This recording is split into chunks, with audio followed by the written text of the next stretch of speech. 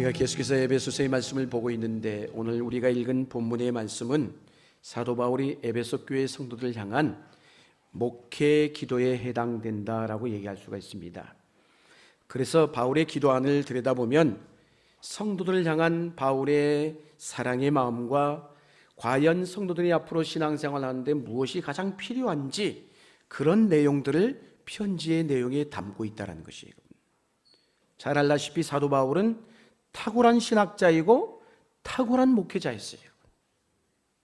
근데 오늘 말씀 가운데 우리의 관심을 끄는 대목이 있어요. 그 첫 번째가 오늘 본문 17절의 말씀이에요. 17절 말씀 화면에 있습니다. 같이 한번 읽겠습니다. 시작.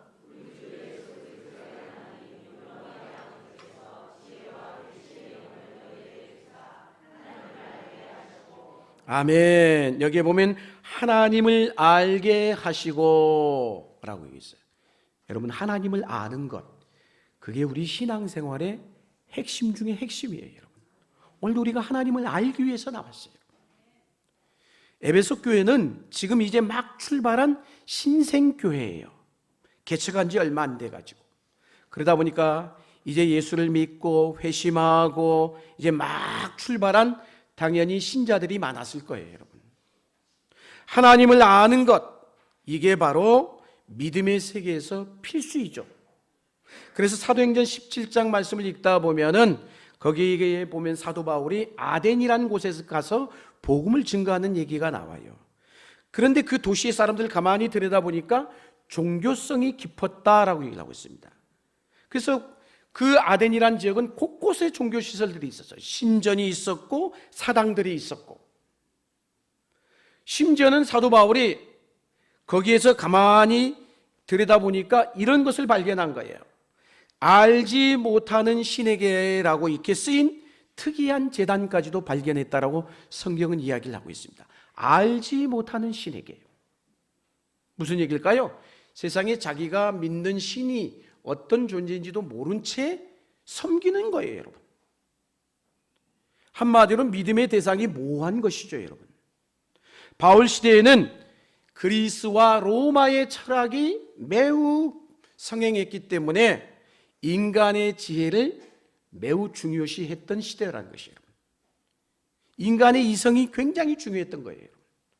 그러나 그들이 아무리 지혜가 뛰어나고 지식이 풍성해도 그 지혜와 지식으로 하나님을 알 수 있을까요? 알 수 있는 게 아니었죠, 여러분.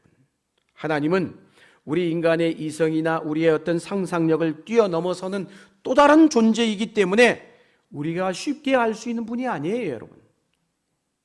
우리 인간은 유한하잖아요. 시간도 유한하고 장소도 제한적이고 우리 인생 자체도 수명도 짧잖아요, 여러분. 그러다 보니까 하나님을 알 수 있는 길이 없는 거예요. 하나님을 알 수 있는 길은 딱 한 가지예요. 우리 편에서는 없어요. 오직 하나님 자신이 스스로 우리에게 보여주는 것, 드러내 보이시는 길, 그거밖에 없다라는 것이에요, 여러분. 우리는 기독교를 계시의 종교다라고 해요. 특별히 가장 하나님께서 우리에게 잘 보여주신 계시 중에 계시가 뭐예요? 성경이에요, 여러분. 성경. 그래서 그런 역시도 여러분, 우리 성경이 있지만은 우리의 어떤 이성과 이해와 우리가 사용하는 언어가, 여러분, 영어 성경도 있고 원래 히브리어 성경도 있고 성경도 다양하잖아요, 여러분. 그래서 목회자는 설교를 준비하면서 한글 성경만 보는 게 아니에요. 원문 성경도 보고 영어 성경도 봐야 되는 거예요, 여러분. 왜? 그 내용을 그래도 나름대로 정확하게 파악하기 위해서 그런 것이에요. 우리가 한글 성경으로 보지만 이 성경은 우리 인간의 언어로 표현된 거잖아요. 인간의 언어로 표현된 것을 신이라는 존재를 이 안에 다 담을 수 있을까요? 쉽지 않은 것이죠, 여러분. 그래서 우리의 인간의 언어 안에서만이 자신을 드러낸 게 성경인 거예요, 여러분. 우리가 아무리 하나님을 알고 싶어도 한계가 있다는 거예요, 한계가. 그래서 오죽했으면 욥기서에 보면은 11장 7절에서 9절에 욥이 이렇게 얘기를 하고 있어요. 한번 읽겠습니다. 시작.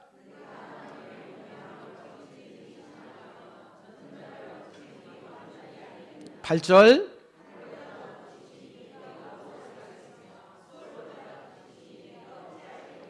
구절 말씀. 그의 그 심은 땅보다 길고 바다보다 넓으니라. 아멘. 성경이 있지만 성경이 보여주는 부분까지만 우리가 알 수 있는 거예요. 그래서 우리 최대의 관심은, 믿음의 성도에게서 최대의 관심은 뭐여야 되냐? 뭐가 돼야 될까요? 하나님이어야 되는 거예요. 오늘도 여러분, 우리의 신앙은, 우리의 시선은, 우리의 초점은, 우리의 관심은 누가 돼야 되는 거예요? 하나님이 돼야 되는 거예요. 오늘 여기 앉아 있지만 예배 드리는 가운데서도 하나님이 아닌 다른 것들을 생각하고 있다면 그 예배는 예배가 아닌 거예요, 여러분. 우리 최대의 관심은 하나님이어야 된다는 것이에요. 그래서 에베소서 1장에서도 마찬가지죠. 하나님은 우리에게 신령한 복을 주셨는데 그러기 때문에 하나님은 복의 근원이 되신다라고 얘기했어요, 여러분. 진짜 복은 하나님으로부터 오는 거예요, 여러분. 그런데 더 중요한 건, 복보다 중요한 게 뭘까요? 복을 주시는 하나님이 누구냐라는 거예요. 그분을 알 때 내게 주신 복을 이해할 수가 있는 거예요, 여러분. 그런데도 우리가 살아가면서 하나님은 분명히 우리에게 복을 부어 주셨는데 복을 부어 주신 하나님을 모르니까 내게 주신 복도 이해가 안 되는 거예요. 복이라고 여겨지지가 않는 거예요, 여러분. 하나님은 많은 것들을 베풀어 주셨는데, 똑같은 복을 받았는데도 하나님에 대해서 알고 믿음이 깊어진 사람은 그 복에 대해서 기뻐하고 감사하고 찬양하는데, 어떤 사람은 똑같이 신앙생활을 하는데도 하나님을 잘 모르니까 내게 주신 것이 많음에도 불구하고 깨닫지 못해서 그 복을 충분히 누리지를 못하는 거예요. 여러분, 물어봅니다. 여러분은 하나님을 과연 잘 알고 믿고 있는지요? 여러분이 믿는 하나님은 어떤 분이십니까? 그래서 우리 믿음이 자라난다라는 것은 하나님을 아는 지식이 자라난 것하고 똑같은 거예요. 내가 하나님을 아는 것만큼 내 믿음도 자라나게 되어 있는 것이에요. 할렐루야. 성경에서 말씀하는 하나님을 단순히 어떤 내 지성이나 이성으로 판단하고 이해하는 알을 얘기하는 게 아니에요, 여러분. 여러분, 안다라고 표현할 때 어때요? 친구와 친구 간에도, 사람과 사람 사이에도 안다. 나는 저 사람 안다라고 했는데 상대방에서 난 넌 몰라. 그럴 때가 있어요, 없어요? 있단 말이에요, 여러분. 안다라는 것은, 진정한 알미라는 것은 상호가 돼야 되는 거예요. 상호. 서로가 알아야 되는 것이죠, 여러분. 뿐만이 아니라 내가 경험적으로 알아야 되는 것이에요. 그럴 때 진정한 알미 되는 것이에요. 그냥 머리로 저 사람 알아. 이름은 알아. 어디 사는 것까지는 알아. 그러나 그 사람의 속속들이까지 다 압니까? 내가 만나보지도 안 하고 겪어보지도 안 하고 경험해보지 않았는데. 그렇기 때문에 진정한 알은 뭘까요? 상호적이고 경험적이어야 된다는 것이에요. 히브리어에 보면 그래서 안다라는 단어, 야다라는 단어를 쓰고 있는데 창세기 4장 1절에 나오죠. 아담과 하와가 동침함에 아이를 낳게 되었다라고 했어요, 여러분. 여기 이 동침이라는 단어가 안다, 야다라는 단어를 쓰고 있어요, 여러분. 이 단어의 의미는 한 침대에 같이 누워 있다라는 말인 것이에요. 그만큼 깊은 관계를 의미하는 것이에요. 이게 알민 것이에요. 안다라는 뜻인 것이에요, 여러분. 부부라는 관계도 친밀한 관계를 의미하잖아요, 여러분. 그 관계 안에서 생명을 낳고 그 아이를 기른다는 의미일 때 그게 진정한 부부인 것이죠, 여러분. 같이 살고 있는데도 서로 몰라. 그럼 부부이겠어요? 아닌 것이죠, 여러분. 그래서 사도 요한은 요한복음 17장 3절에 이렇게 말씀하고 있어요. 같이 한번 읽겠습니다. 시작.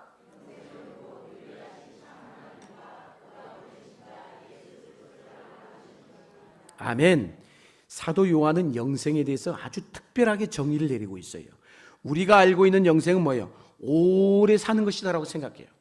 그것만을 의미하는 게 아니에요. 그래서 여기서 이 안다라는 단어 역시도 경험적으로 아는 것을 얘기하는 것이에요. 즉, 경험적으로 안다는 말은 뭘까요? 예수님께서도 나를 알고 나도 예수님을 아는 관계를 말하는 것이에요. 신앙에 있어서 굉장히 그래서 중요한 거예요. 안다라는 것은. 내가 하나님을 안다라는 것, 하나님과 함께 살아가는 것을 얘기하는 것이에요. 그래서 영생이라는 것은 죽은 다음에 주어지는 것, 물론 그런 의미도 있겠지만 그것만이 전 의미가 아니라는 것이에요. 영생은 우리가 예수를 믿는 순간 주어지는 일반적인 삶과는 다른 차원의 삶을 얘기하는 것이에요. 그래서 예수님께서 산상수훈에서 아주 충격적인 얘기를 던졌죠. 마태복음 7장 22절에서 23절 말씀 같이 한번 읽겠습니다. 시작.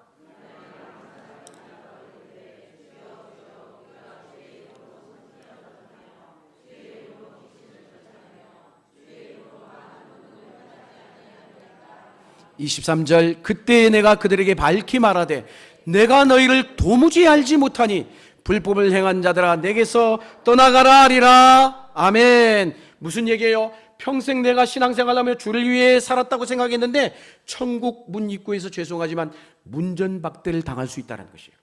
내가 너를 도무지 몰라. 교회를 열심히 다녀도 하나님께서 나는 널 몰라 라고 하는 일이 충분히 일어날 수 있다는 얘기인 것이에요. 나는 하나님을 그래서 물어봐야 돼. 나 스스로에게 내가 과연 하나님을 진정으로 알고 있는가? 하나님은 과연 나를 알고 계신가? 이 질문에 정직하게 대답할 필요가 있는 것이에요. 하나님을 아는 것과 하나님에 대해서 아는 것은 다른 거예요. 그래서 고린도전서 8장 2절 3절에 사도 바울이 이렇게 얘기를 하고 있어요. 한번 읽겠습니다. 만일 누구든지 무엇을 아는 줄로 생각하면 아직도 마땅히 알 것을 알지 못하는 것이요. 3절 또 누구든지 하나님을 사랑하면 그 사람은 하나님도 알아주시느니라. 아멘. 누구든지 하나님을 사랑하면 이게 핵심이에요. 그 사람은 하나님도 알아주신다는 것이에요. 여러분 아는 것과 아는 것을 착각하는 것은 다른 것이에요. 여러분. 바울은 여기서 뭘 언급하고 있어요? 사랑을 언급하고 있어요. 관계에 있어서 중요한 게 뭘까요? 사랑이에요. 여러분. 하나님이 나를 사랑했어요. 그 사랑에 힘입어 나도 하나님을 사랑하고 이웃을 사랑하는 거예요. 여러분. 할렐루야. 사랑하는 사이는 그래서 그냥 아는 관계를 뛰어넘는 거예요. 여러분. 모든 것을 함께 나눕니다. 사랑은 그래서 깊고 강력한 것이에요. 사랑은 숨길래야 숨길 수가 없어요, 여러분. 그 관계는 매우 그래서 상호적이고 인격적인 친밀함을 의미하는 알을 강조하는 것이에요. 여러분 하나님 사랑하십니까? 하나님께서도 여러분이 하나님을 사랑하면 하나님께서도 여러분을 사랑하시는 거예요. 사랑해 주시겠다고 이야기하는 것이에요. 그래서 여러분 왜 그러면 사도 바울은 에베소 교회 성도들이 하나님을 알기를 원하는 이 기도를 맨 먼저 첫 번째 기도를 드렸을까요? 에베소 교회 성도들이라면 그래도 교회를 다니잖아요. 하나님을 알았을까요? 몰랐을까요? 알고 있었을 것입니다. 바울은 그들이 하나님을 그런데 뭐예요? 아는 정도가 아니라 더 알기를 원했던 거예요. 더 알기를. 할렐루야. 지금까지 하나님을 알아온 것으로 만족하면 안 된다는 것이에요. 지금까지 신앙생활로 만족하시면 안 되는 거예요. 주님의 나라에 갈 때까지 우리는 끝까지 믿음의 경주를 해야 되는 것이에요. 하나님을 알아가야 되는 것이에요. 알면 알수록 내 사랑도 내 믿음도 더 깊어지고 더 넓어지게 되어 있는 것이에요. 하나님을 알아가는 일에는 끝이 없는 거예요. 우리가 아무리 하나님을 안다고 해도 부족한 것이에요. 지금까지 알고 있는 것으로 만족할 수 있는 하나님이 아니란 말이에요. 우리가 알면 하나님을 얼마나 알겠습니까? 모르니까 때로는 하나님을 오해하기도 하고 왜곡하게 생각할 때도 있어요. 여러분. 하나님은 깊고도 넓고도 풍성하신 분이세요. 하나님을 알아가고자 하는 열정 멈추지 마셔야 되는 것이에요. 하나님을 알아가면 알아갈수록 더 신비롭고 하나님은 경이로운 분이신 것이에요. 그러므로 기도의 제목의 첫 번째 제목, 최고의 우선순위가 뭐냐? 하나님을 알게 하옵소서. 하나님을 알기를 원합니다. 이게 최고의 기도의 제목이고 갈망이어야 되는 것이에요. 사도 바울은 그래서 오죽했으면 빌립보서 3장 7절 8절에 바울도 그렇게 기도하고 있어요. 한번 읽겠습니다. 시작.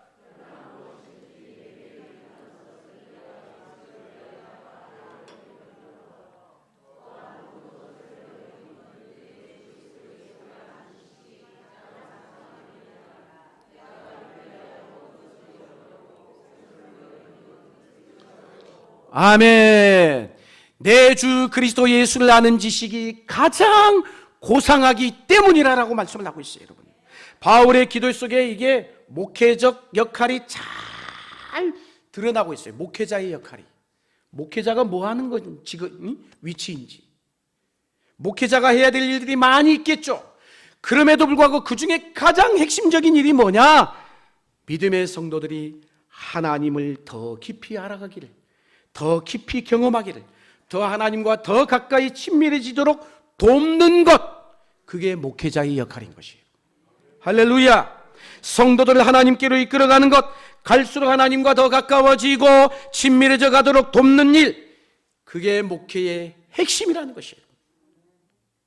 성도들 역시도 마찬가지요. 내 삶의 우선순위를 하나님 아는 것에 맞춰야 되는 것이에요.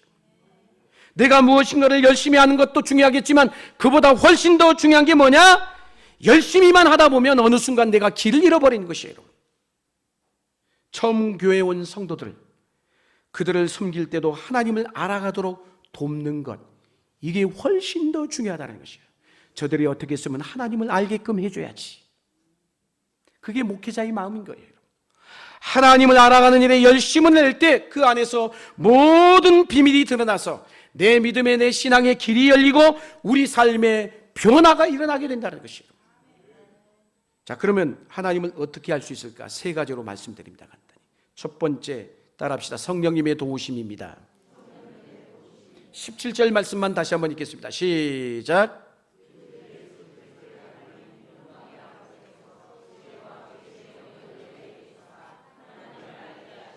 아멘. 하나님이 지혜와 계시의 영을 주셔야만이 하나님을 알 수 있다라고 이야기하고 있어요. 내가 알고 싶어 해도, 내가 알려고 노력해도 그런다고 해서 내가 알아지는 게 아니라 하나님께서 성령님을 통해 지혜와 계시의 영을 내게 부어 주셔야만이 하나님을 알 수 있다라고 하는 거예요. 그래서 지혜는 어디서부터 오는 거예요? 하늘로부터 오는 거예요. 하늘로부터.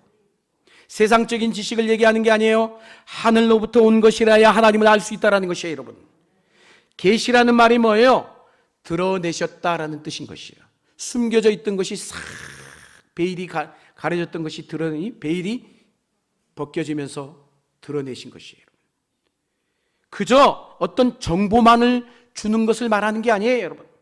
하나님께서 직접 자신을 오늘 저와 여러분에게, 우리에게 보여주시는 것이에요.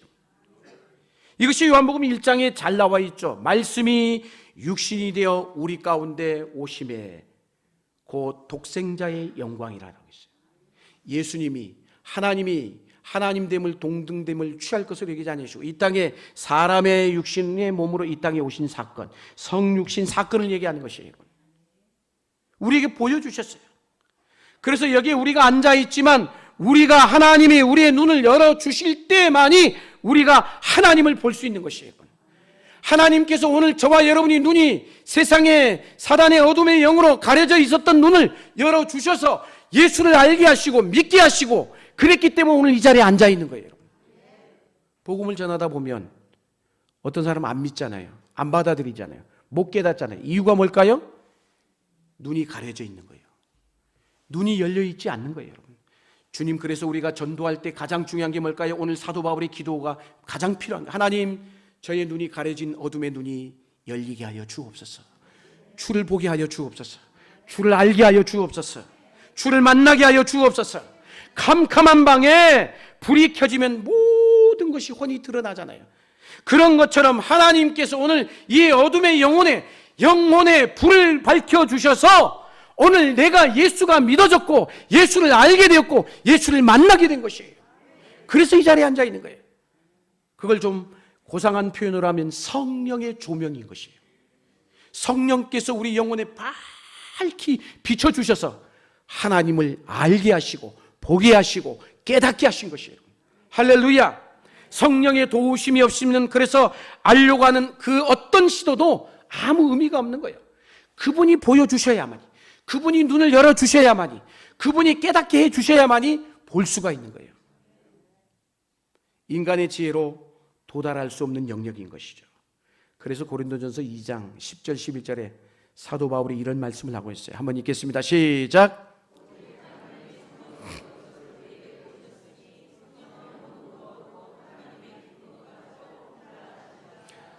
11절 말씀 이어서 읽겠습니다. 사람의 일을 사람의 속에 있는 영 외에 누가 알리요?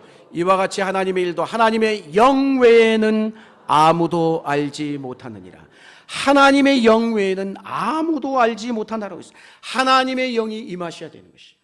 오늘 성령께서 우리 안에 임하셔서 내가 예수가 믿어진 거예요, 여러분. 깨닫게 된 거예요. 만나게 된 거예요. 성령이 임하시면 우리가 그동안 가졌던 생각과 고정관념, 세상의 지혜, 지식, 그 모든 것이 다 가치관이 깨어지는 거예요. 한마디로 내가 알고 있는 세계관에서 빠져나오는 것이에요. 그것은 깨달음으로 나타나고 결국 그 깨달음은 곧 확신으로 나타난 것이에요. 믿어진 것이죠, 여러분. 확신이 깊어지면 신뢰가 되고 신뢰가 깊어질수록 하나님이 뭐라고 말씀하시든 간에 그 말씀 앞에 순종하는 일이 지극히 자연스러워지게 돼 있어요. 교회 내에 보면은 성도들 가운데 시키지 않아도 말하지 않아도 묵묵히 주의 일을 감당하시는 분들 보면 그분들이야말로 믿음이 좋으신 분들이에요. 왜 그런 걸까요? 믿음이 있기 때문인 것이에요. 믿음이 있으니까. 믿음이 있으니까 시키지 않아도 하는 거예요. 알아서 하는 거예요, 여러분. 누가 그렇게 만든 거예요? 성령께서 깨닫게 하시고 보게 하시고. 할렐루야. 성령의 조명하심이, 성령님의 놀라우신 그 감동의 역사가 오늘 우리 믿음의 성도들 가운데 충만하셔서 하나님을 알아감이 더 깊어질 수 있기를 주의 이름으로 축복합니다. 두 번째로 우리가 하나님을 어떻게 알 수 있을까요? 하나님과의 교제가 있어야 돼요. 그리스도와 함께 보내는 시간이 한마디로 절대적으로 필요하다는 것이에요. 여러분 한 주간의 시간에 삶을 한번 시간표 리스트를 한번 봐요. 내 삶의 한 주간의 삶의 시간표 리스트를 보면 하나님과 교제하는 시간이 얼마나 있는지 한번 체크해 보세요. 주님과 함께하는 시간을 얼마나 가지고 계신지, 주님과 동행하는 시간이 얼마나 있는지. 깊어지는 것, 믿음이 깊어졌다는 것, 신앙이 깊어졌다는 건 뭘 얘기하는 걸까요? 바꿔서 표현하면 내가 하나님과 지금 교제하는 시간이 그만큼 많아졌다는 것이에요. 하나님과의 교제가 깊어질수록 당연히 하나님과 가까워지게 돼 있고 친밀해질 수밖에 없는 거예요, 여러분. 신앙의 위기는 그래서 하나님과의 관계가 약할 때 찾아오게 되는 것이에요. 그러니까 어때요, 여러분? 내 신앙의 위기가 어때요? 위기가 오면 자꾸 예배도 빠지게 되고 기도하는 것도 줄어들게 되고 말씀 보는 시간도 줄어들게 되고 그럴 수밖에 없는 거예요, 여러분. 하나님의 그래서 우리는 늘 임재 안에 살아가는 법을 배워야 돼요. 매 순간 매일의 일상의 삶에서 하나님과 동행하는 훈련, 하나님과 함께하는 훈련을 배워야 되는 것이에요. 주일 한 번만의 예배로 만족할 수 없다는 것이에요, 여러분. 길을 걸어갈 때도 일을 할 때도 심지어 운전대를 잡아 운전을 할 때에도 우리는 주님의 임재 안에서 그보도로 말미암아 기뻐하고 즐거워해야 되는 것이에요. 말씀과 기도는 그래서 하나님을 알아가는 중요한 두 가지 도구이죠, 여러분. 주님과 대화하고 주님의 음성을 기다리는 훈련들이 필요한 것이에요. 하나님 앞에 이런 기도 제목을 하나님 앞에 아뢰었으면 하나님이 반드시 내 삶 속에 역사할 것을 기대하리며 응답을 통해서 하나님을 만나고 경험하는 훈련. 그런 시간이 쌓일수록 그게 결국 내 신앙이 되는 거예요. 우리의 믿음이 되는 것이에요. 이런 시간이 쌓여서 하나님을 알아가는 은혜가 더 깊어질 수 있기를 주의 이름으로 축복합니다. 마지막으로 하나님을 경험해야 되는 것이에요. 경험함을 통해서 하나님을 알아가게 되는 것이에요. 하나님을 개인적으로 경험하는 것도 중요합니다. 즉 인격 대 인격의 만남이 중요해요. 내 개인적으로 하나님 앞에 엎드려 말씀을 통해 기도를 통해 하나님을 만나는 거예요. 만나는 것. 하나님은 우리를 결코 물건으로 사물로 보지 않습니다.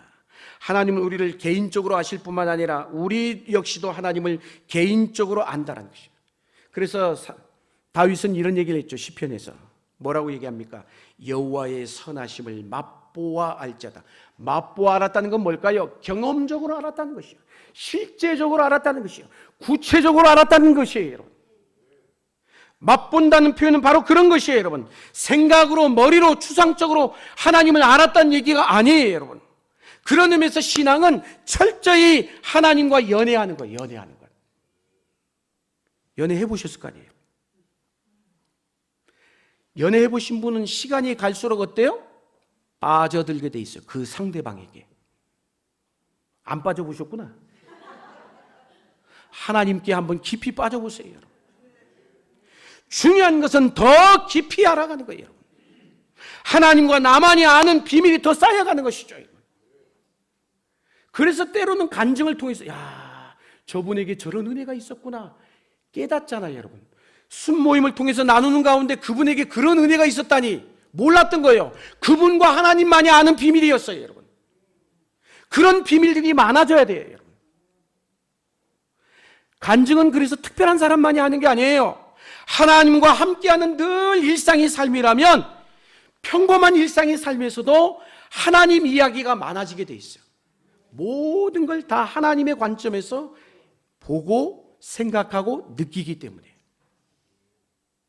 그래서 하나님에 대한 다양한 이름들이 나오는 거예요. 나는 매일 사랑의 하나님만 배웠는데 저분은 그게 아니야. 전능의 하나님도 있고 신실하신 하나님도 있고 다양한 하나님의 이름을 만나게 되는 거예요, 여러분. 그 말은 뭘까요? 하나님이 수시로 바뀐다는 뜻이 아니에요, 여러분. 사람에 따라 하나님의 경험이 다르다는 것이에요, 여러분. 아브라함은 아브라함의 하나님이 있잖아요.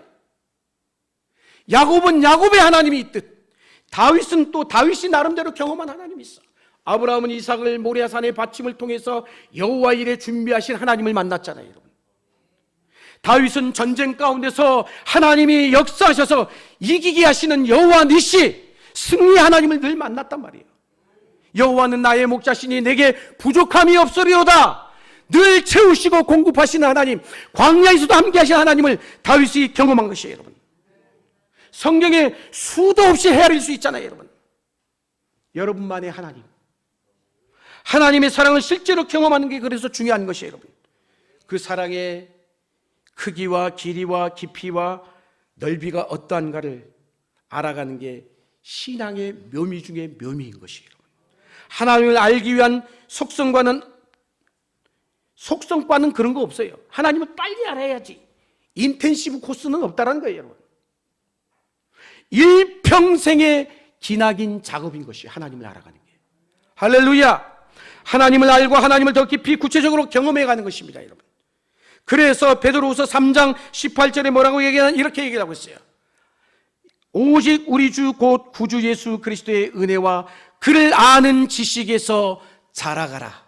영광이 이제와 영원한 날까지 그에게 있을지어다. 할렐루야. 여러분의 믿음이 주님의 이 땅에 재림하는 그날까지 믿음이 그리스도의 장성한 분량에까지 자라갈 수 있기를 주의 이름으로 축복합니다. 결론의 말씀을 드려요. 어떤 사람에게 세 아들이 있었는데 돌아가시면서 유산을 분배의 뜻을 유서를 남겼어요. 맏아들은 그 유산의 2분의 1을, 둘째 아들은 3분의 1을, 막내에게는 9분의 1을 남겼어요. 똑같이 남길 일이지 참. 아버지도 참 고약하시지. 근데 그 아버지가 남긴 재산이 어느 정도였느냐? 소 17마리예요. 자, 이제부터 산수 계산을 잘 하셔야 돼요. 소 17마리예요.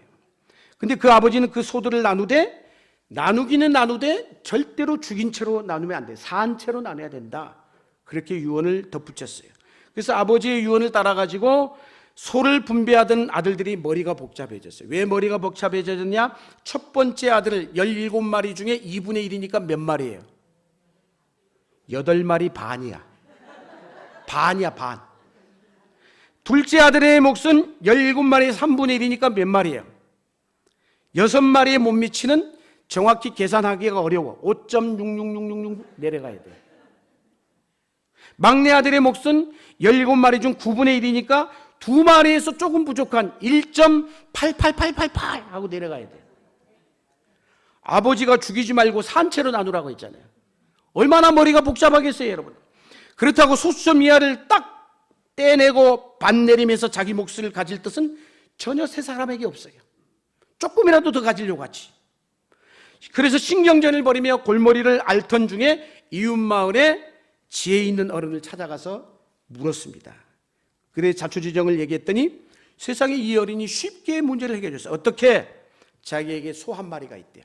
이 소 한 마리를 줄 테니까 17마리가 아니라 18마리를 가지고 나눠보라. 그렇게 했어요. 그래가지고 18마리가 되자 큰아들은 18마리에서 2분의 1이니까 몇 마리예요? 9마리지. 야, 갑자기 늘어났잖아요, 숫자가. 둘째 아들에게는 18마리에 3분의 1이니까 몇 마리야? 당연히 6마리죠. 3, 6, 18. 그리고 막내 아들에게는 9분의 1이니까 몇 마리야? 2마리지. 아니, 뭐, 아까는 뭐 5.333, 그 다음 무슨 뭐 1.888 내려가더니, 야, 갑자기 뭐 6마리가 되고 2마리가 1마리씩 더 뿌른 것 같잖아요, 여러분. 그런데 세 아들이 각각 9마리, 6마리, 2마리를 합하니까 몇 마리야? 산수. 17마리. 이상하네?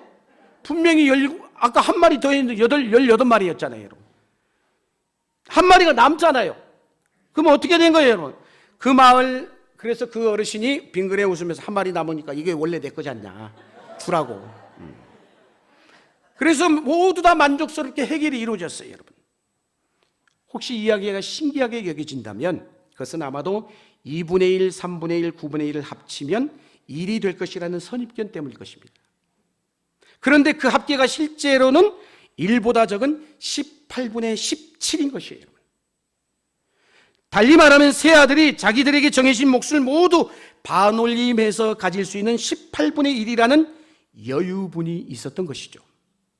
세 아들에게 주어진 몫에서 소수점 이하를 다 떼면 8마리, 5마리, 1마리. 그걸 합치면 14마리야. 그러니까 3마리가 남잖아요. 그렇게 되면 3명 모두 다 1마리를 더 가질 수 있잖아요. 처음부터 그렇게 계산했으면. 그렇잖아요, 여러분. 근데 왜 세 형제는 그걸 그렇게 잘 분배될 것을 가지고 골머리를 앓았을까요? 이유가 뭘까요? 이 문제는 수학의 문제가 아니라 마음의 문제인 거예요. 마음의. 세 형제는 모두 다 다른 두 형제가 반올림해서 가지면 내가 손해를 볼 것이야. 이 마음이 사로잡혀가지고 못 나눈 거예요. 못 나눈 거예요. 나는 절대로 양보 못 하겠다는 것이죠. 맏아들은 자기가 장남임을 내세워가지고 동생들을 양보할, 니들이 나에게 양보하라. 당연히 이렇게 요구했을 거 아니겠어요? 둘째 아들은 형이 제일 많이 받았으니까 형이 양보하는 게 마땅해. 이렇게 생각했을 거예요. 막내는 자기가 제일 조금 받았으니까 형들이 양보하는 것이 옳다라고 얘기했을 것이에요.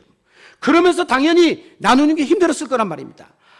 안 싸워도 될 일인데 남에 대한, 형제에 대한 배려심이 없고 자기 우선 자기 중심적으로 생각하니까 형제 우애마저도 깨져버린 거예요, 여러분. 맏아들이 예를 들어서 얘들아, 야, 그래도 내가 제일 많이 받았으니까 니들에게 양보하마. 이렇게 했으면 됐을 거 아니겠어요? 둘째 아들은 형님, 우리는 이미 여러 마리 받았으니까 야, 막내에게 갖게 합시다. 그렇게 하면 좋았을 거 아니겠어요? 막내는 형님들, 아버지가 살아계실 때 그래도 형님들이 아버지를 도와서 일을 많이 했잖냐. 형님들이 더 가지셔야죠. 그랬으면 얼마나 좋았겠습니까? 어차피 다 자기 목에서 반올림해서 더 가질 수 있도록 아버지가 분배해 주셨는데 말입니다. 사랑하는 여러분, 우리가 알고 있는 사회에서 가난한 자와 가진 자로 나뉘어지는 것이 여러분 결점을 드러내는 것이 아니라 사랑을 드러내고 아름다운 조화를 만드는 일에 기여해야 되는 것이에요. 그게 그리스도인 것이에요. 옛날 어른들은 설교하면서 종종 그런 말을 했던 게 기억이 납니다. 공산주의와 기독교의 신앙이 다른 점이 뭘까? 공산주의는 없는 자들이 있는 자들의 것을 빼앗아 공평하게 나눈 것이라고 얘기한다면 기독교 신앙은 가진 자가 자발적으로 자신의 것을 나누는 것이라고 얘기하고 있어요. 여러분, 하나님을 아는 것, 물론 우리가 성령님의 조명이 필요해요. 늘 하나님과 동행하는 교제도 필요해요. 그리고 경험적인 게 더 훨씬 더 필요합니다.